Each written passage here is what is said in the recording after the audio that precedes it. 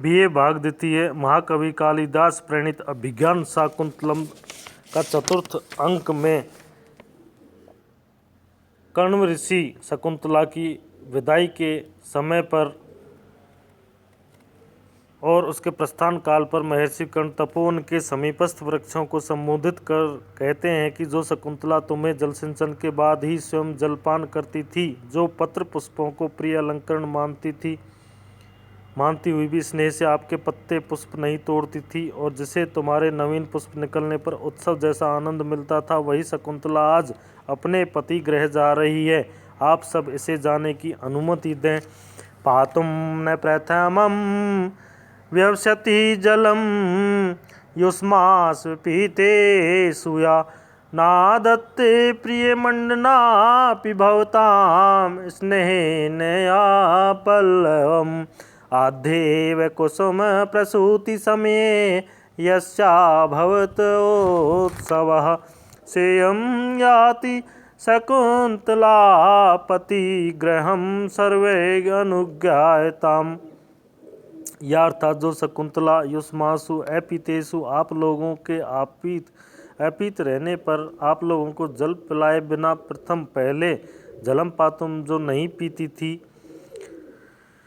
जो शकुंतला प्रिय मंडनापि अलंकरण प्रिया होने पर भी आपके फूल और फलों को नहीं तोड़ती थी, पत्तों को नहीं तोड़ती थी, वह आप लोगों के आधे प्रथम कुसुम प्रसूति समय प्रथम बार पुष्प निकलने पर उसका उत्सव मनाती थी। सायं शकुंतला वह यह शकुंतला पतिगृहों को जाती है, इसलिए आप सर्वै अनुज्ञायताम आप सभी इन्हें अनुमति देवें। इस श्लोक में तपोवन की प्रकृति पर मानव व्यापारों का आरोप और स्नेह की स्वाभाविक अभिव्यक्ति हुई है। महाकवि कालिदास ने तपोवन वर्धिता बाला की वृक्षादिकों पर सोदर स्नेह की मार्मिक झांकी उपस्थित की है। इसमें प्रकृति और मानव के पारस्परिक स्नेह संबंधों पर सुंदर प्रकाश डाला है। प्रकृति चित्रण की दृष्टि से यह हृदय स्पर्शी भावाभिव्यक्ति है।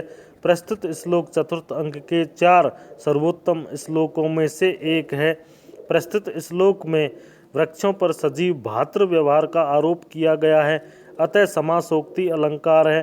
पत्तों को न तोड़ने में शकुंतला का स्नेह कारण रूप में बताया गया है, अतः काव्यलिंग है, अलंकार है। शार्दूल विक्रीडित नामक छंद उक्त श्लोक में है।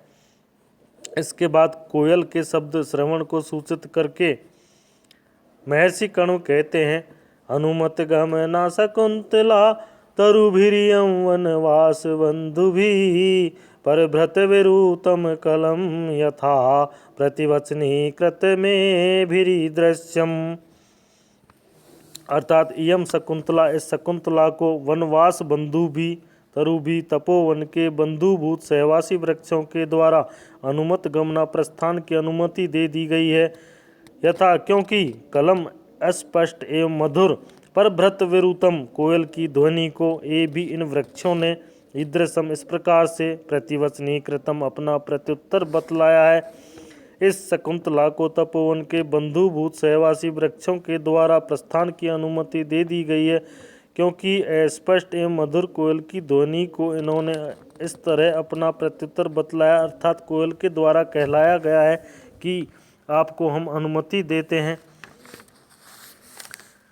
तो इस प्रकार महर्षि कर्ण तपोवन के समीपस्थ वृक्षों से शकुंतला के प्रस्थान की अनुमति मांगते हैं। तभी उनका शिष्य सांग्रव कोयल की मधुर ध्वनि का श्रवण सूचित कर कहता है कि तपोवन के सहवासी बंधुतुल इन वृक्षों ने शकुंतला को पति गृह जाने की अनुमति दे दी है, क्योंकि इन्होंने कोयल की मधुर ध्वनि को अपने उत्तर के रूप में प्रस्तुत किया है।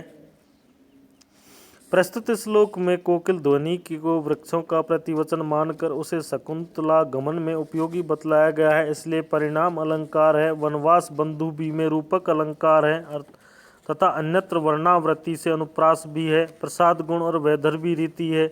इसमें अपरक वक्त्र नामक छंद है, जिस छंद के विषम अर्थात प्रथम तृतीय चरणों में क्रमशः 2 नगण 1 रगण तथा 1 लघु और 1 गुरु हो तथा सम चरणों में क्रमशः 1 नगण 2 जगण और 1 रगण हो, इस क्रम से 12 वर्ण हो, वह अपर वक्त्र नामक छंद होता है। यथा लक्षण अयोजी नरिला गुरु समय तद अपरभक्त मिदम न जहु जरऊ।